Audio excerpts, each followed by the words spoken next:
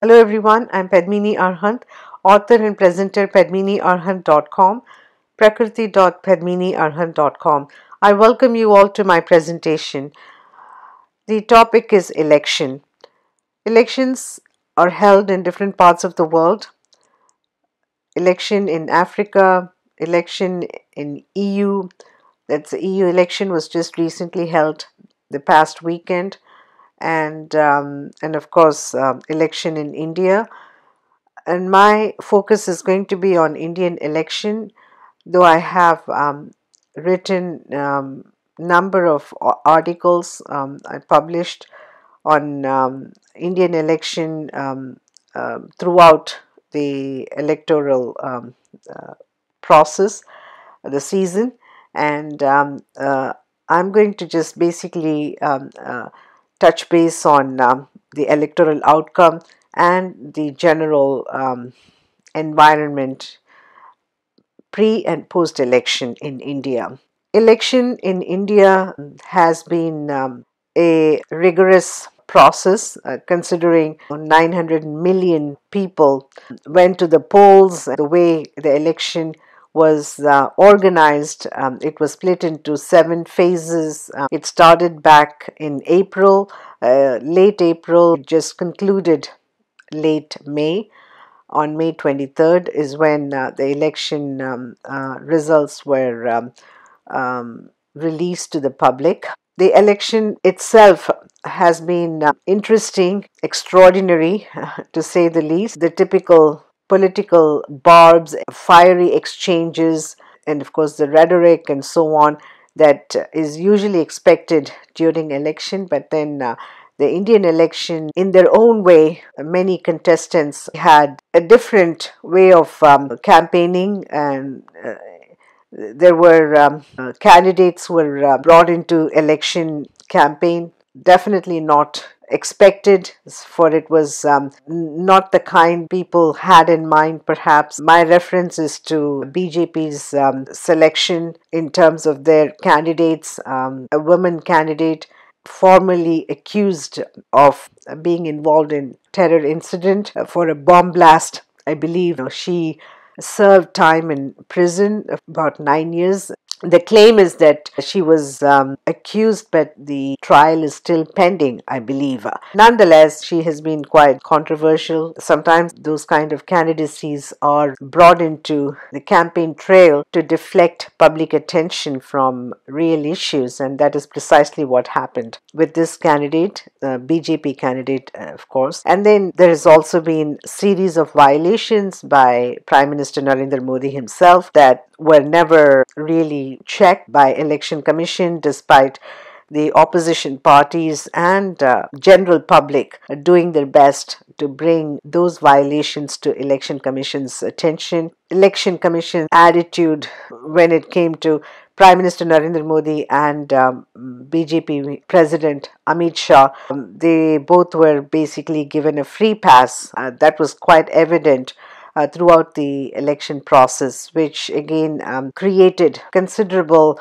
frustration and anxiety, understandably, for there appeared to be partisanship. Again, Election Commission did act against some people, some candidates. They had their own election moments. They got carried away and used the political rhetoric, thinking that would not have any effect in terms of the election rules, but then they were proved wrong. But anyways, even if there were minor admonitions, again not a great deal, but then still they were informed about electoral rules that were in place, but that did not apply to Prime Minister Narendra Modi and BJP party president Amit Shah, who were definitely in constant violation of those election rules.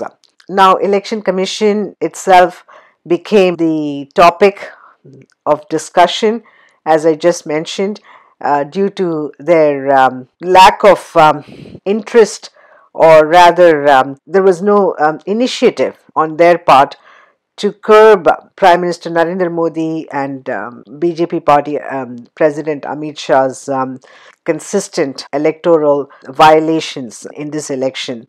And that, of course, did not escape people's attention. On the contrary, people were quite upset as well, understandably so. Again, election commission, for better or worse, they became extremely tactful, in avoiding remedial measures against Prime Minister Narendra Modi and Amit Shah, which was extremely unfortunate. That provided unnecessary reminder, or rather a message, that Prime Minister Narendra Modi and BJP President Amit Shah were above the law. That also got exploited to a great extent. That was one issue, and that was going on. And then the other issues were Prime Minister Narendra Modi's objection to this candidate who's been a soldier, that's defense personnel, having spent more than 2 decades, especially in the most volatile and hostile locations, that is across the border. When he came forward to contest in the election, and his nomination papers were initially accepted when he filed as an independent, but then later on, when he had one of the political parties who were challenging Prime Minister Modi in Uttar Pradesh, that became a big problem for Prime Minister Modi and BJP. They took every possible step to intervene. Again, as usual, violent threats and bribe were simultaneously used to curb, deter this ex-soldier, BSF soldier, Tej Bahadur Yadav. He held a press conference and he disclosed to the press and, of course, the nation at large that he was intimidated and harassed. He was asked not to contest the election, for he was basically a candidate against Prime Minister Narendra Modi in Varanasi. As I said, his papers were not rejected when he filed his nomination as an independent. However, when the nomination was filed under a political party recommendation, or the political party took him in and they wanted him to run as their candidate, then for some reason the same papers that were originally accepted were declined when he filed his nomination under one of the political parties that were the opposition to Prime Minister Narendra Modi and BJP. That was quite dramatic, the way the situation was handled, and the developments were also something that was quite disturbing, considering that there were violent tactics that were used to prevent a citizen who has been a soldier, served the nation in the capacity as a defense personnel, more than 2 decades of service along the borders. And then when he wanted to compete in the election, he was categorically denied under false pretext, just simply to restrict him from participating in the election, for he was a formidable contender to Prime Minister Narendra Modi. That was quite a travesty, in my view, when we really think about India projected and touted as world's largest democracy, but then democracy is often tested under these circumstances, and this is when there are no shades, gray shades or anything of that sort. It's pretty much black and white, that democracy is definitely not a functional democracy. Democracy is definitely not in favor of ordinary people. So when you really pay attention to such incidents, you have to think about democratic values and principles not being applicable to ordinary citizens in society. That in itself changes the definition and idea of democracy. Tej Bahadur Yadav was denied entry in the electoral process. Again, I would say that this was done predominantly to restrict him from contesting against Prime Minister Narendra Modi. There was, I believe, a sting operation that was done by one of the media networks. In that sting operation, it was brought to public attention that Tej Bahadur, this ex-BSF soldier's nomination papers were rejected under instructions from Prime Minister Narendra Modi's administration. There were nothing wrong in his papers in terms of the information or the content that he had provided on the nomination papers. Again, as I said, this is something that how politics are played. Politics is something now become the field for only those who are considered to be suitable or eligible to be part of the league, but not for people like Tej Bahadur Yadav, this ex-BSF soldier. He has been someone who had been a whistleblower, and he, of course, like many whistleblowers in any part of the world, democracy or not, and again, tragically in democracy, whistleblowers are often isolated and they are subject to ridicule. Some of them have to deal with some extreme repercussions as a way of the government or the authority letting whistleblowers know that they are stepping the line. Anyways, so that is where Tej Bahadur comes from as a whistleblower, and that did cost his job in the army. And after that, I believe when he wanted to serve as civilian by competing in the election, he was told many reasons that obviously did not really hold, that he was a soldier and that the soldiers should not be fighting election, which of course is completely contradictory to the status for both, again, Congress party, which is the national political party, as many would know. Congress party has army personnel, ex-army personnel, like Captain Amrinder Singh, who has been the Chief Minister of Punjab. Likewise, BJP has General VK Singh, who interestingly has had his own episode with Congress, as a matter of fact.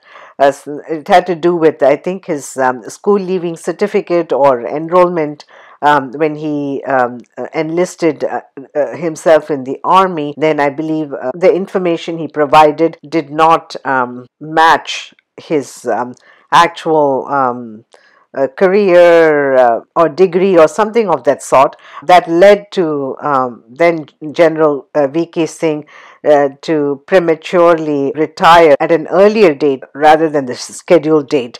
So that was something General VK Singh had to deal with in terms of that controversy with Congress government. But then he became a BJP member, and he has contested election that was done last 2014 as well as now in 2019. So this whole thing about Tej Bahadur being a soldier and not allowed to run for office, public office, while making exemptions to, as I said, Captain Amrinder Singh of Congress or General VK Singh in BJP.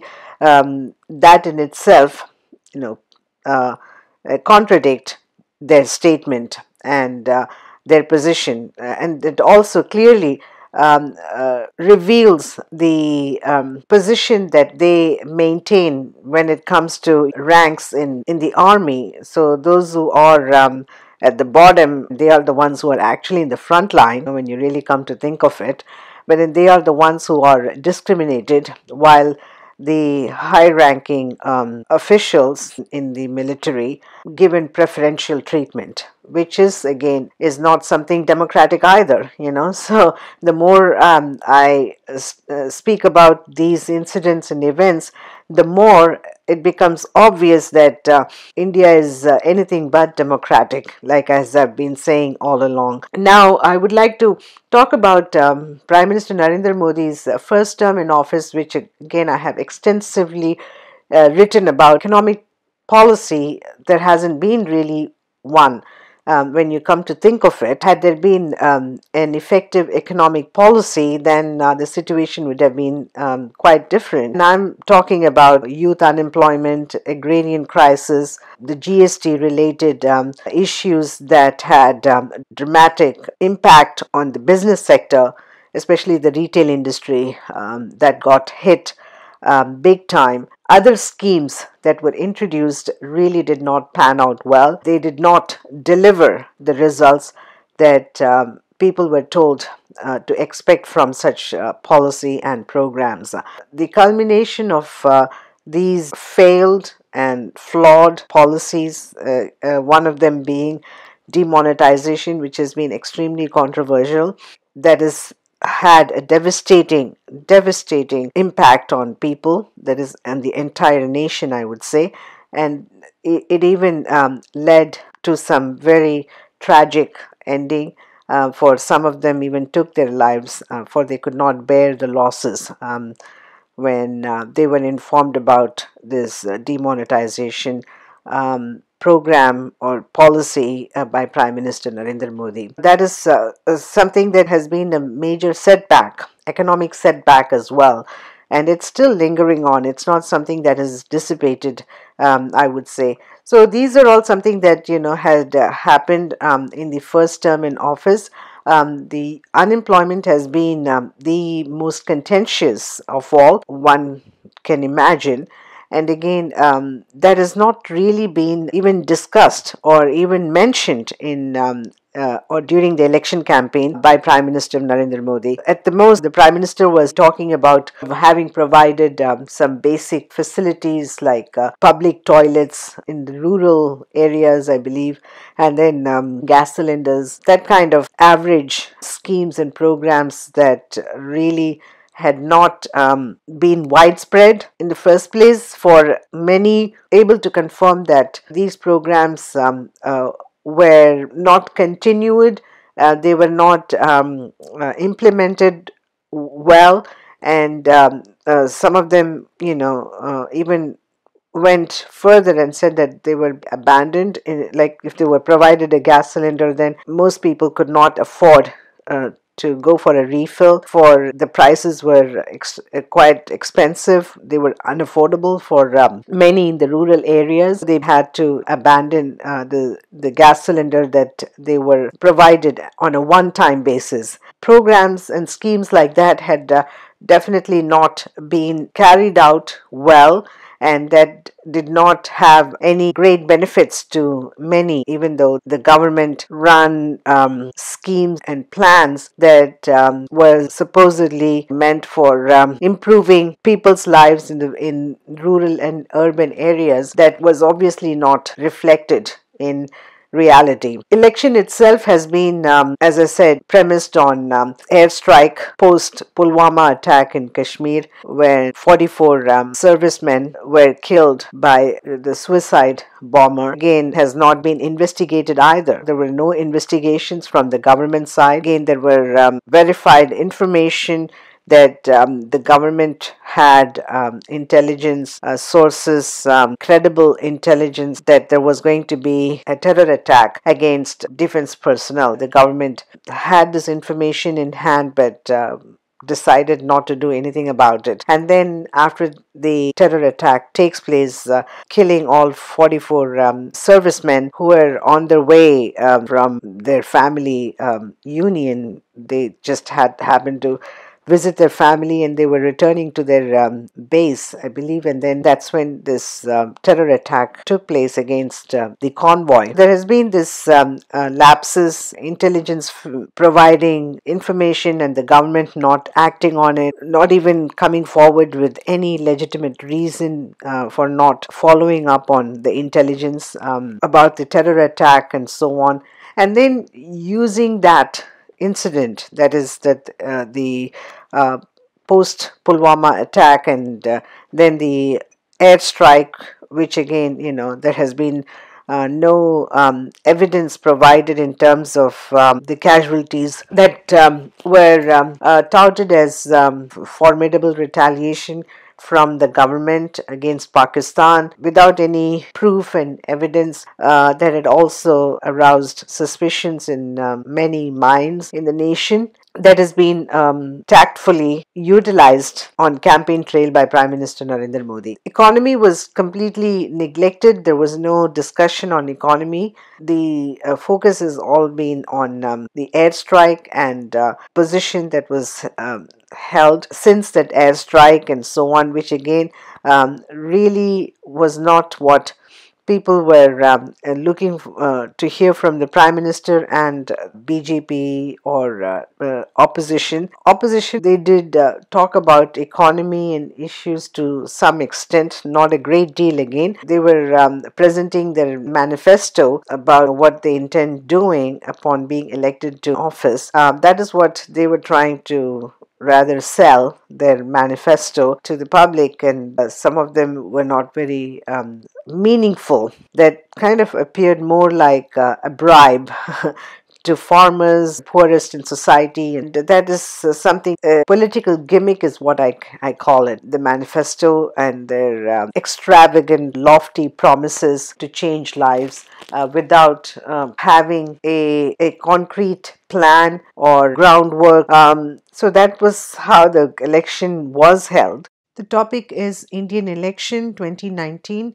I just talked about the electoral process, election commission, muted response to Prime Minister Narendra Modi and party president, BJP party president Amit Shah's series of violations. The election campaign itself focused and premised on controversies, communal politics, polarizing tactics with references to religion, caste, communal politics that was widely and extravagantly used and exploited on campaign trail. The real issues were not considered important by Prime Minister Narendra Modi in particular. Other opposition, they did every now and then try to touch base on some or other issues, but then Prime Minister Narendra Modi's entire election campaign about the Pulwama attack in Kashmir, Balakot airstrike in Pakistan, and that was the only thing resonated on the campaign trail. There were no discussion on economy, economic issues, any possible potential resolutions to economic problems. None of that were offered or discussed on campaign trail. And then election outcome is an overwhelming, resounding victory to Prime Minister Narendra Modi. The entire narrative has been built as Narendra Modi versus the opposition kind of impression that was created, and that is how the campaign was run by Prime Minister Narendra Modi, often placing self as the primary opponent against the rest of the opposition. Prime Minister Narendra Modi alone was the lone savior of Indian population and Indian problems, from economy to national security. But then again, the opposition on their part were trying to, I guess, focus on how to remain in coalition, how to save their own positions in their respective constituencies. They also kind of created this perception among people that they were not really prepared for outcome in their favor, which again is also in a way very unfortunate, for that worked out extremely in BJP's benefit. This is the outcome that was presented on May 23rd. Prime Minister Narendra Modi returning to office on second term. The overwhelming majority in Indian electorate had chosen Prime Minister Narendra Modi. One thing that I thought was quite interesting was when the election campaign started, the way it was being built up, or the narrative around the election campaign itself, was that the Indian election is not a presidential election, and that it's a parliamentary process. The electorate must focus on the representatives in their constituency. I mean, which I agree, that is how it should be. But then that is not how it was conducted or carried out throughout the electoral process. As a matter of fact, Narendra Modi, right from the word go, all presented himself as the primary and the only member, the leader. The rest of them really didn't matter in terms of the public trying to figure out whether they are voting for the party or for one member of this political party. And that, of course, I don't think that in any respect fell under the parliamentary process at all. As I said, the media, investigative or independent, however they characterize themselves, them as well as the conventional media, they all kept stating repeatedly, they mentioned that the election was not a presidential one, that it's a parliamentary system. The candidates of the party are the ones who matter, and not just any particular individual. It would not be individual focused, and it would be party based election, or rather members representing any political party becoming members of parliament to represent their constituents in every part of the country. When you really come to think of it, that is how it should be, but that is not how it was. The election was ran by especially Prime Minister Narendra Modi, as the entire narrative was built around him as the only individual who had the ability and capability, and the rest of them pretty much kind of made redundant. That was evident in the political rhetoric throughout electoral process. When the electoral outcome were delivered to the Indian electorate, then the controversies were expected to arise as well. And I did talk about this EVM and electronic voting machine in terms of the electronic voting machine being mismanaged, the transportation electronic voting machine, and there were reports. This was it's all in the public domain. It's not something that I manufactured on my own, that I'm being trolled, which become the norm for a political party with their IT sleeper cells, the online community, the recruitment to become trolls,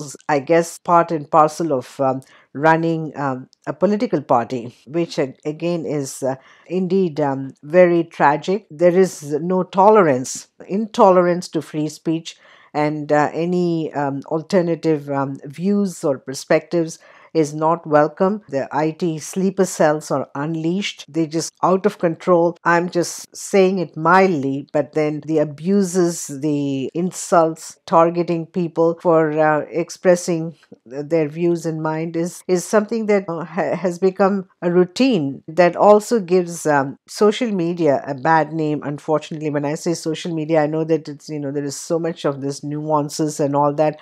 I don't want to go into this nuances, but all that I'm saying is, when I'm referring to social media, I'm calling about the YouTube and WhatsApp and all the other stuff that are available, that for people to engage in online community, share their views and concerns on any issue. But then with the online community unleashed on people to silence them, terrorize them, is what I find extremely disturbing. It also gives technology a bad name, for technology is being misused by political parties and their recruits for this very purpose, just to ambush people online, and using YouTube or their various means, Twitter and Facebook, whatever it is that they are using as an interface to hurl insults and abuses against anyone who even has something positive and constructive to share about the political party's manifesto, for example, whatever programs and schemes that they pledge to introduce upon being elected to office. These are the things I find quite unacceptable. I'm just being very candid in this respect. Trolling is licensed. They launch unabated attacks against anyone who happens to differ from their political party or political agenda. Electoral outcome that was delivered on May 23rd with respect to Indian election, I do have reservations, as I had expressed vividly in my publications, the articles that I've published right from the time the election season, well ahead of time, and as well as until the last minute. I have talked about the problems in terms of the EVM transportation, for example, this was all on camera. This is not something that, I happen to imagine on my own and coming up with these kind of bizarre, as the political parties, IT sleeper cells claim that this is all something that is in public domain, and it's been reported by media as well, that how the EVM, the electronic voting machines, have been transported from the security room or wherever they were initially. They were removed or shifted to other locations without any proper security process that are in place. None of that were actually followed through. It was being neglected, and they did whatever they deemed right. Under these circumstances, one would naturally raise questions about why these things were happening. Election Commission really didn't stand a chance. I also mentioned about Election Commission's role has been disappointingly not just miniaturized. I would say it's been completely cordoned off. They have been just told, stay away from here. We are going to intend doing. This is, I'm referring to Prime Minister Narendra Modi and Party President Amit Shah.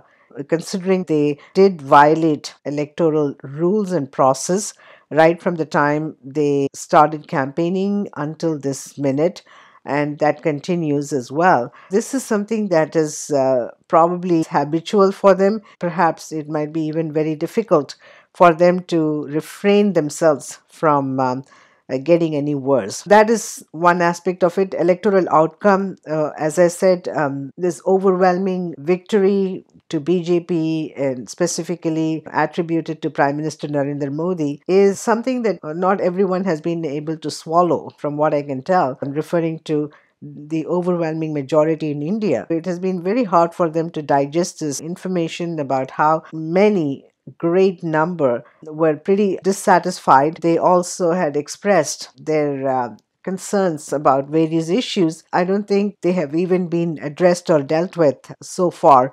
The EVM machine, they have to be verified and checked. Issues that were not really discussed on campaign trail when they should have been, especially economy and demonetization, and then GST ramifications. I don't think that even crossed Prime Minister Narendra Modi's mind. Instead, he repeatedly talked about Pulwama, Balakot airstrike were dominant in Prime Minister Narendra Modi's speech. When the outcome was delivered extraordinarily in Prime Minister Narendra Modi's favor, then I guess everybody has every right to talk about EVM machine or other issues as well that I had enunciated in my articles, up until now. The election process had so much undercurrent, controversies, violence. Atmosphere itself was quite tense, and on occasions it also became fairly violent, involving desecration or vandalism of icon in West Bengal. Ishwar Chand Vidyasagar sculpture was vandalized. There was violence as well in West Bengal. You can expect people to think about, but the EVM, this whole idea that EVM cannot be tampered with, that might be extraordinarily foolproof. When we really talk about technology, there is no such thing as nothing can cause any damage, malware, viral attacks against software used in electronic voting machine. I do recall in 2004, United States presidential election. It was neck to neck. This 2004 race, presidential race, was in a way it was too close to call. And then it so happened that Ohio, that's considered the swing state, and the Ohio upset the apple cart, so to speak. That's when the voting machine became very controversial. The claims were that the voting machine, a machine that was supplied by the manufacturer who was a Republican member.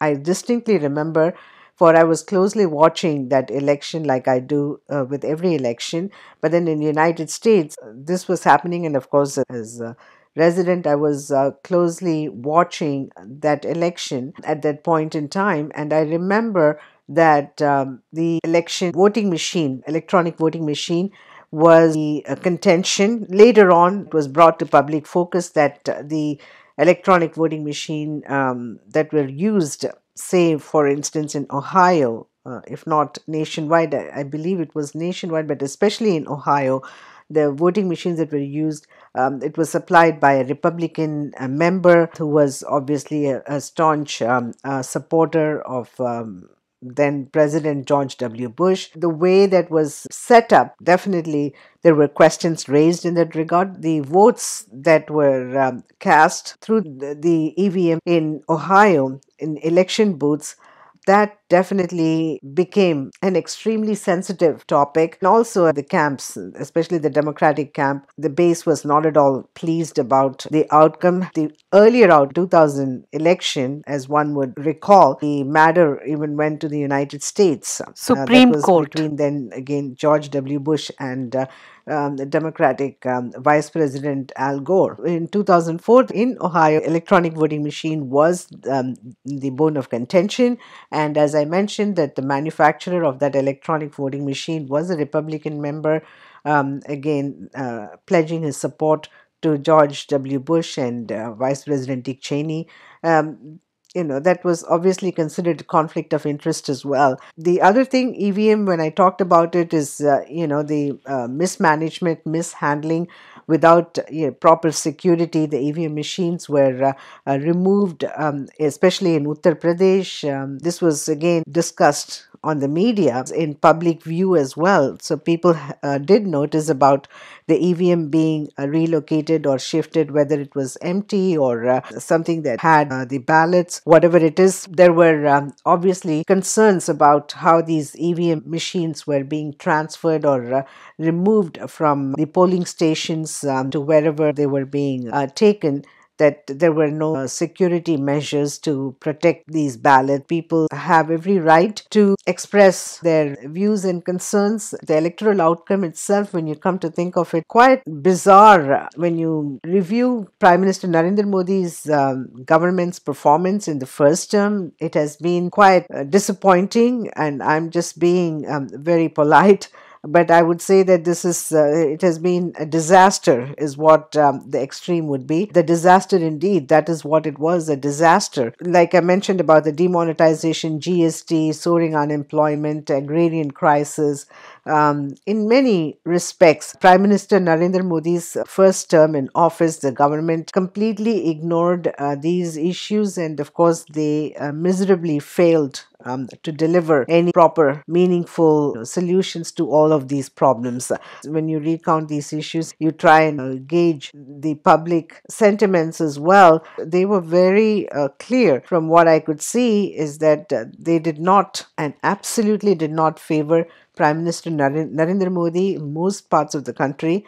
Given these circumstances, I think it would only be legitimate to pose this question about how even this outcome came about, even though that is being projected as Narendra Modi wave and Narendra Modi 2.0 and whatnot. They're pretty good at coming up with this kind of slogan. On those basis, I did talk about this EVM in my recent article. These are crucial issues. And the other thing I did mention about is the ex-BSF soldier being declined, and he was denied to compete in the election. And then this is also, I stated as the biggest mockery of democracy, which I still maintain right now, is quite disturbing for any citizen, and it should be.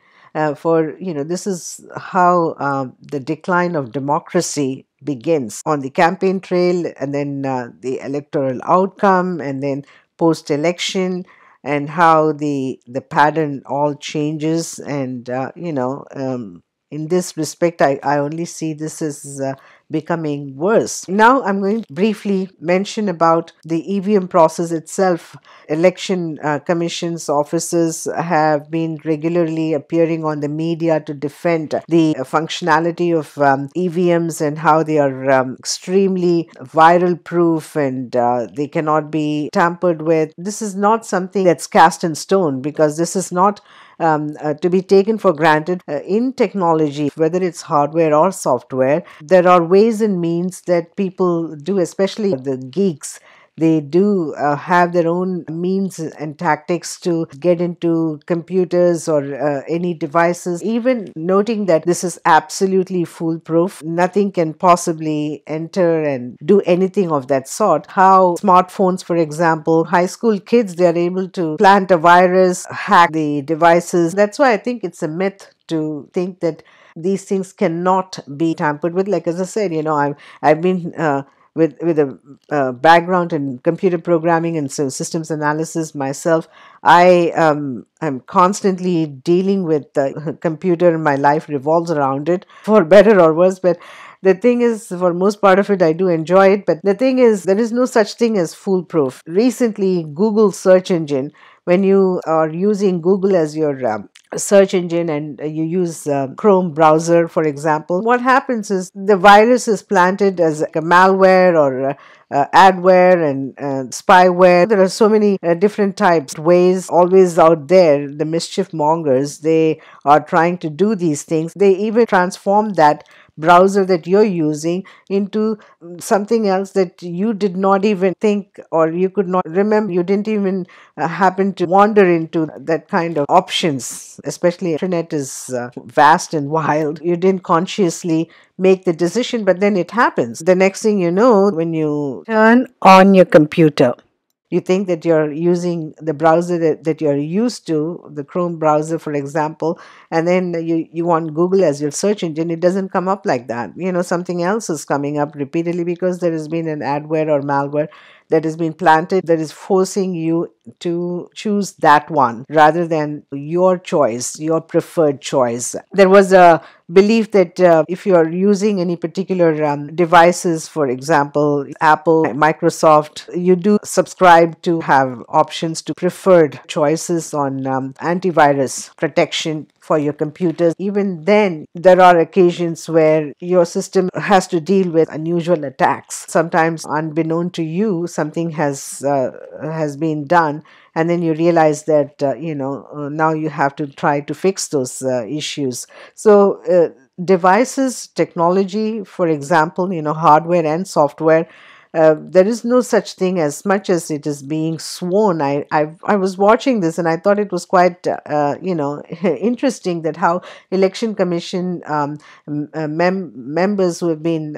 members of the election commission in the past, appearing on the media, they just kind of swear by it that there is no way that devices can be, especially electronic voting machine, cannot be hacked and it cannot be, tampered with.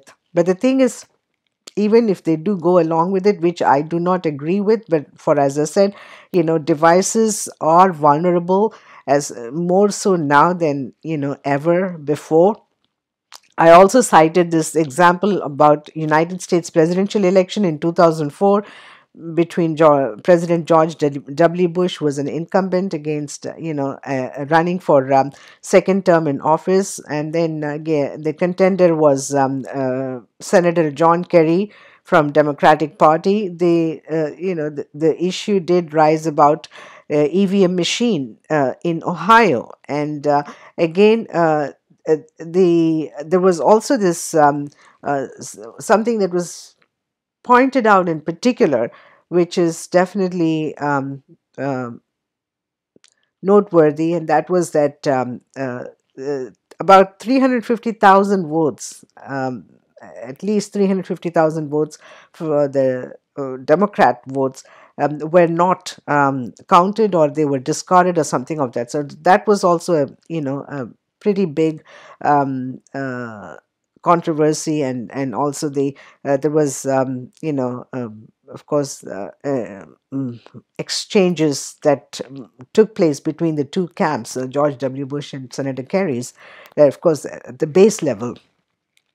So so this is not something that can be just considered that it is so foolproof that no viruses, nothing can be done. There is no such thing as that.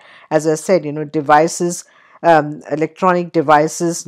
Like there was a time when it was considered that if you use Apple products, computers or anything, you don't need any viral protection at all. I mean, that is, again, that has been proved wrong. Even though, there are firewalls and everything that there are, in place in order to even create a fortress to protect your devices, but still, the devices, hardware and software, are prone and vulnerable to attacks. Again, coming from anywhere, nowhere, remote, um, uh, uh, uh, the farthest place, or that kind of a thing that happens all the time. And of course, I think the cyber warfare is what is even considered a uh, I mean, potentially uh,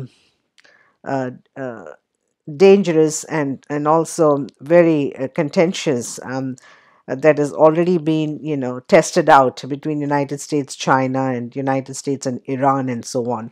So I would say that election commission, the members of election commission appearing on the media and claiming that, there is absolutely no way and means that, machines can be hacked, that cannot be hacked, it cannot be tampered with, and so on.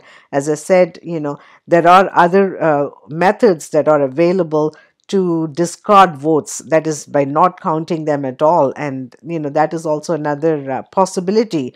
And definitely, and I maintain this, that in this election outcome, Indian election outcome, I would say that either the votes were discarded, like it happened in the Ohio election, or the votes were not processed correctly. There, I'm also now. I just happened to notice uh, that also coming into the public domain, that how the data that is provided by Election Commission of India on their website, it does not tally with the data that is provided at the time when the election results were coming out, and those election results were basically, uh, uh, uh, declared final, final results. So the final results that were declared, they did not really correlate with the ones that are being published on election commission's website. So these are all, something that is uh, already causing enough um,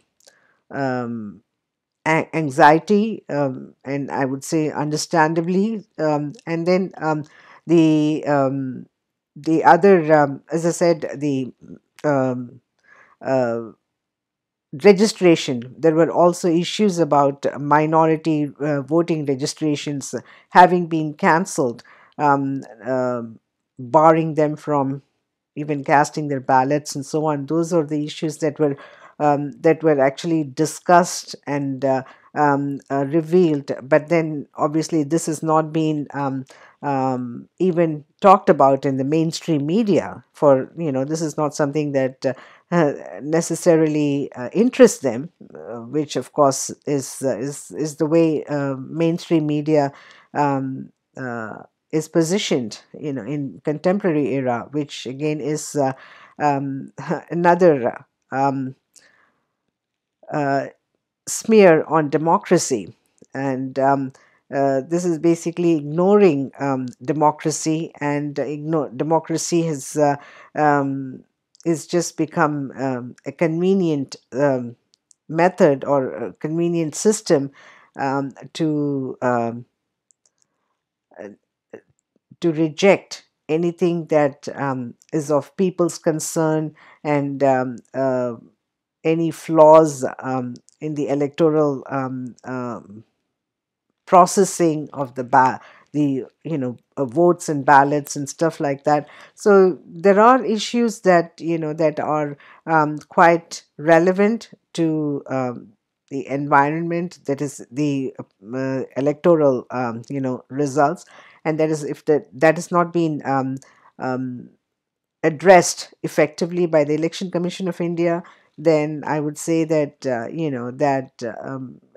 that also kind of defeats the whole purpose of uh, conducting this arduous, gargantuan task, to hold election and have nearly 900 million people go to the polls. And if those efforts are not translated into proper results, and when I'm saying, it's not necessary that the results always have to be as expected before the opinion poll or exit poll or whatever it is, but I'm saying that when people have taken the trouble to cast the ballots, waiting in line and all that for hours, and watched, even those who are physically challenged, they had literally been dragging themselves on their feet and to go to the polling booth and all that. So they take so much, trouble, and bear so much of this discomfort, but yet, when the results arrive, they are being told that their vote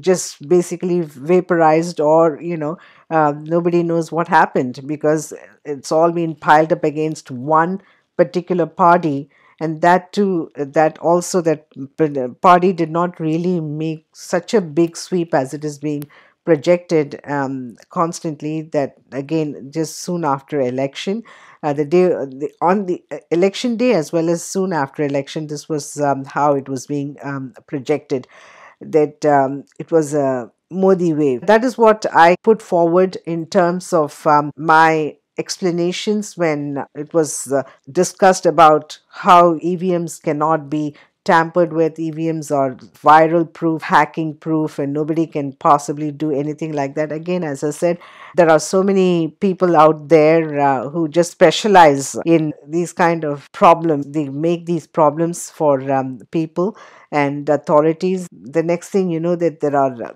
devices or software available to curb these things as well. I call this election outcome not in tune with reality. Like I mentioned about Prime Minister Narendra Modi's first term in office, it has been a non starter. It has been extremely distressful for overwhelming majority in the country. Social issues that is again always been spiraling downwards. As I speak, soon after Prime Minister Narendra Modi declared himself the winner this time around, there has already been at least incidents that has been brought to the public domain. We don't know how many has already happened.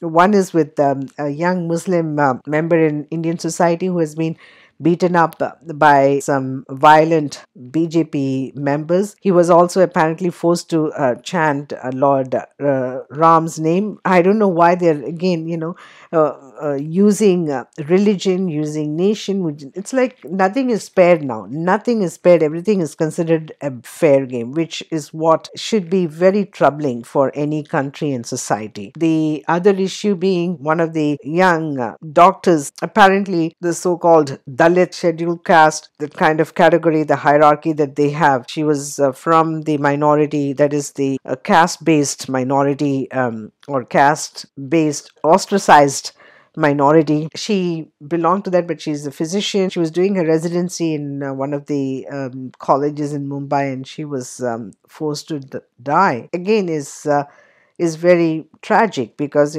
caste-based politics, that was a regular feature throughout election campaign.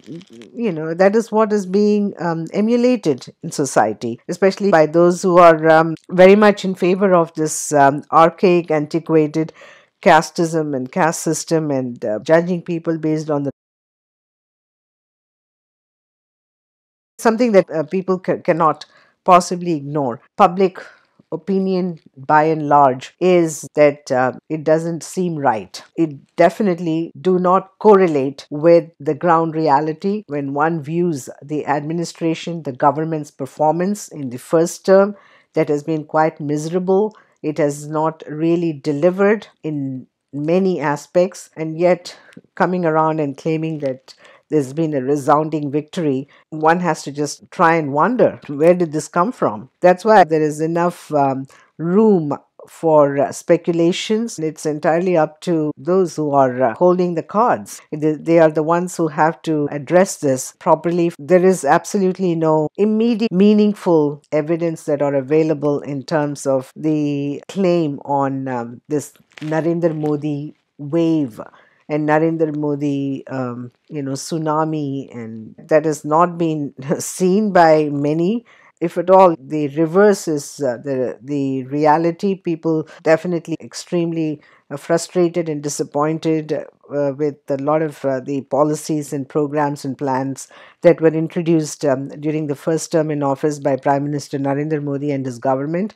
Again, any setbacks from those policies and programs, there has been no regrets, no review, nothing has been made how they are willing to participate in the immediate future. My final thoughts: the electoral outcome definitely do not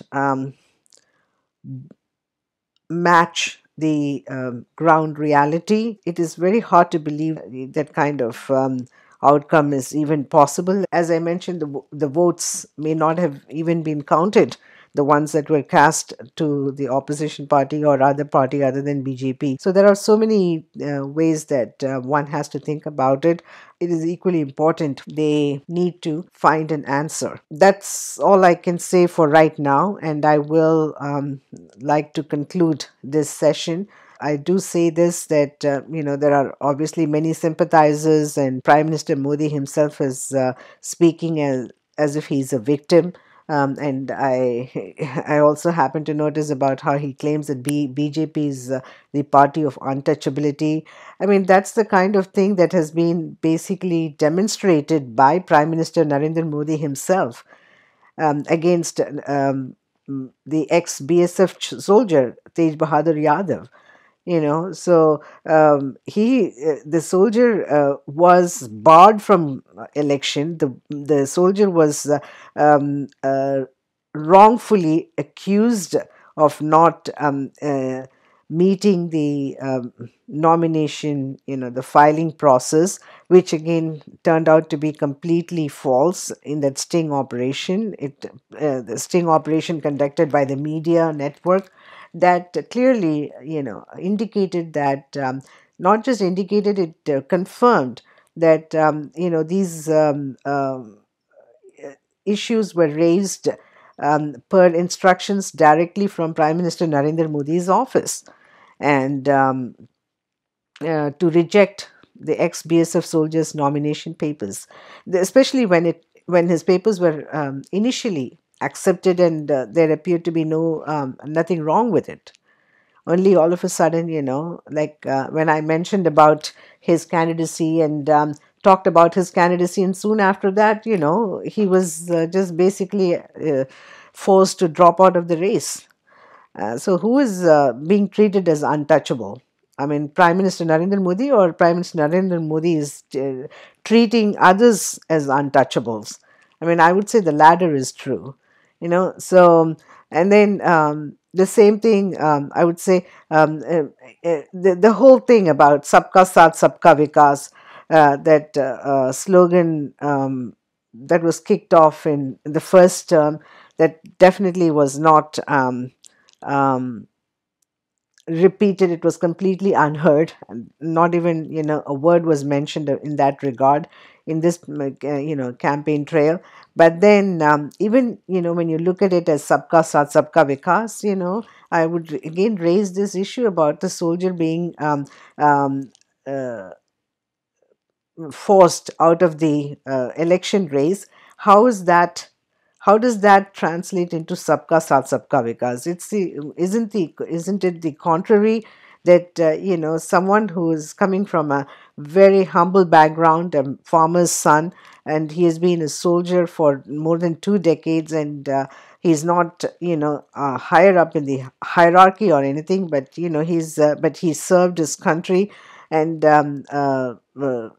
in dealing with some very hostile conditions and environment and all that, and then yet, yeah, when he had a desire to run for public office in his civilian life, he was just promptly, eliminated from the election race. So that is what I'm saying. So who is considered an untouchable? Who is being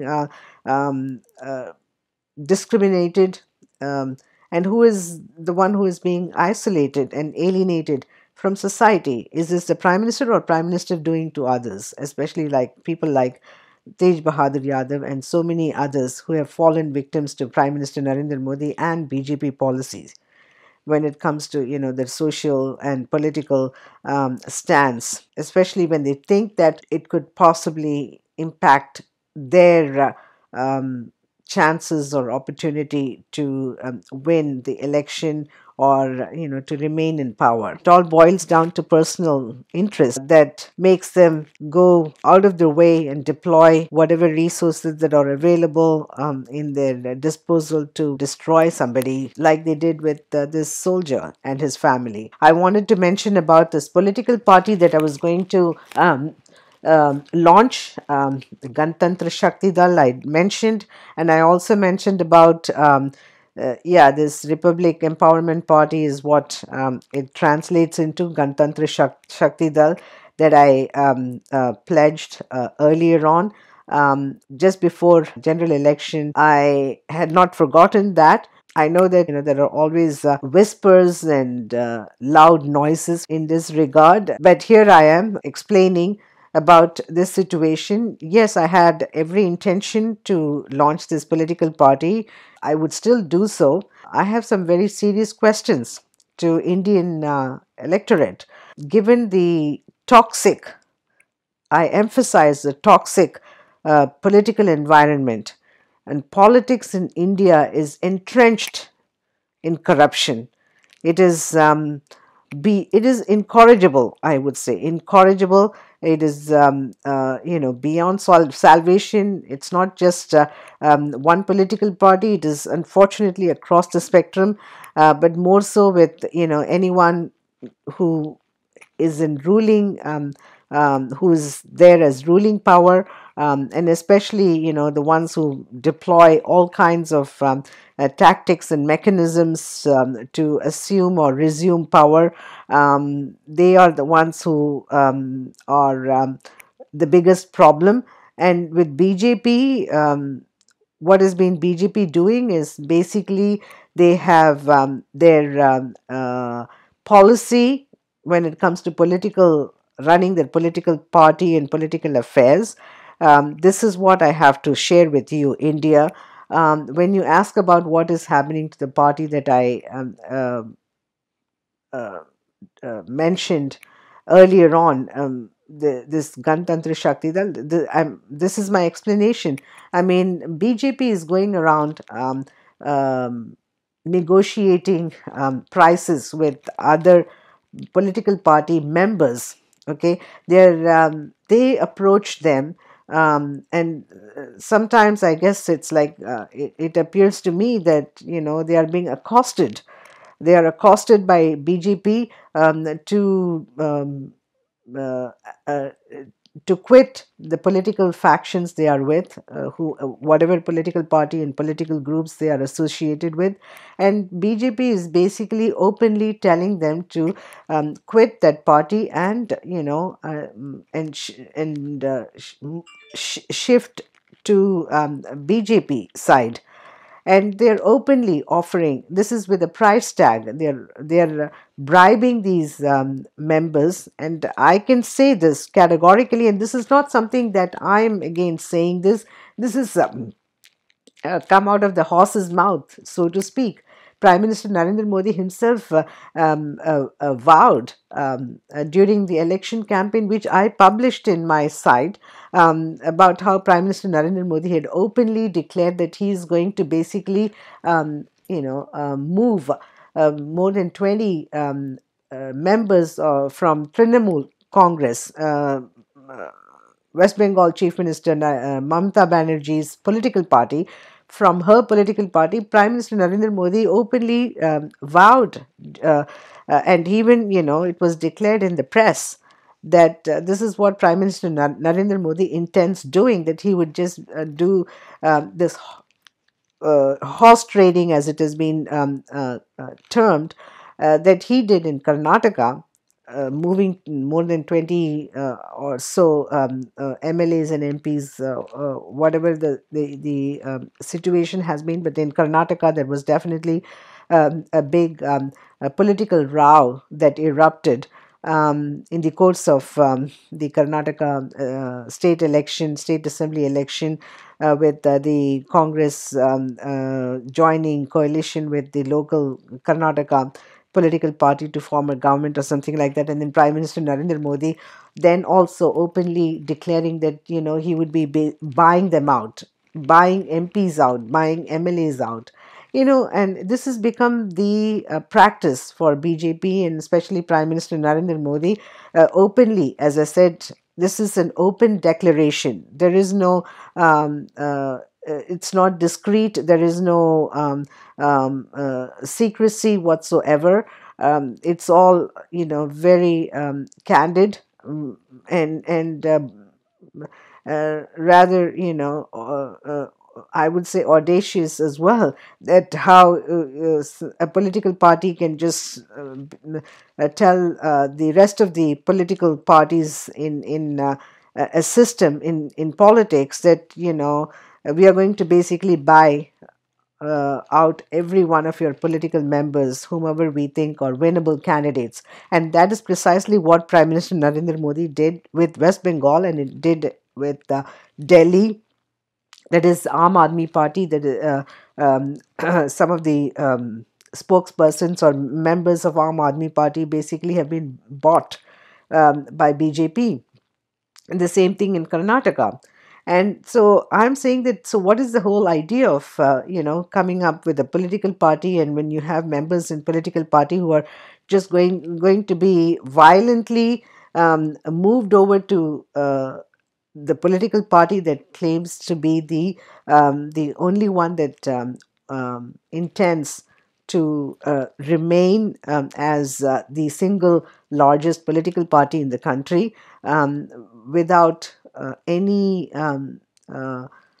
consideration for opposition to exist.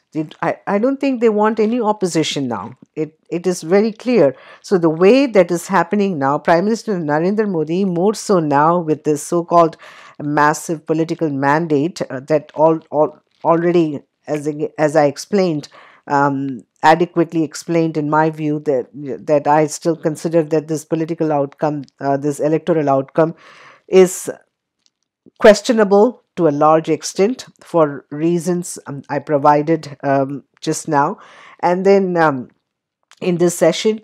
And then the other thing is this whole idea of Prime Minister Narendra Modi going out of the way to buy out, to, with a price tag, move over to our political party, and then we will, give you a ministerial post, and we will give you we also offering cash as well. And this has been revealed, and this is the trend, by the way. This is the trend for Prime Minister Narendra Modi. I don't think anyone should be surprised. Even when I mentioned in that article where I mentioned about Prime Minister Narendra Modi vowing to move MPs from Mamata Banerjee's camp over to BJP's side. I mean, I mentioned about that, and it was just all, it was the headlines in some of the newspapers as well. And so that was one thing. And then when the former CBI director Alok Verma was investigated, and he had to submit to the committee per Supreme Court's order.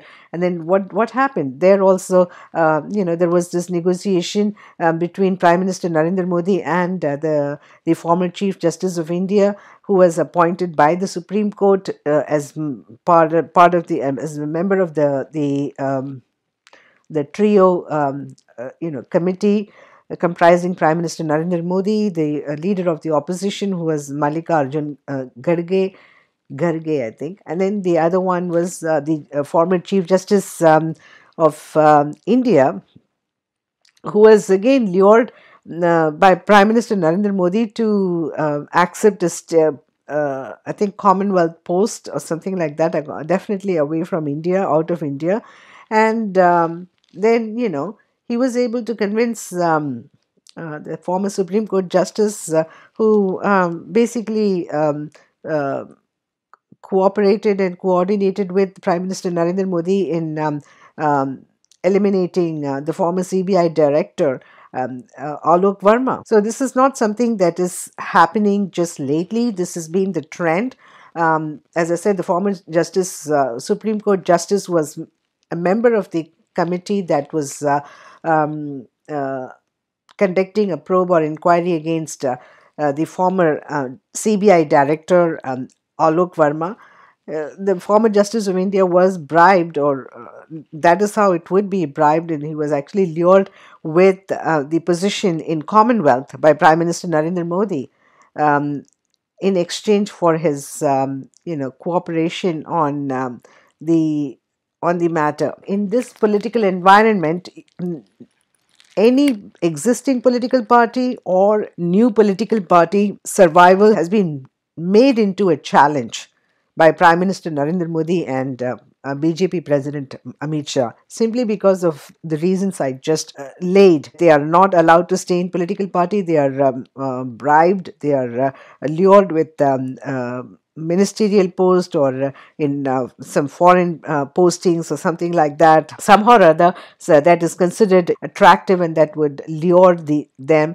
That is what is being deployed, and they just buy them out. My question is, any new political party comes along and this is the trend, then you'll have to wonder, what is the whole idea of setting up a political party if this is the norm in a system, and the ruling power is in power, and they would go further to sabotage any potential and any um, uh, great possibilities for that new political party. I would say that this is a matter for people to think about as well. And as far as I said, the political party that I was going to launch is all subject to BJP's behavior. If they are going around buying out people, members of other political parties, and they consider that as a major victory, it poorly reflects on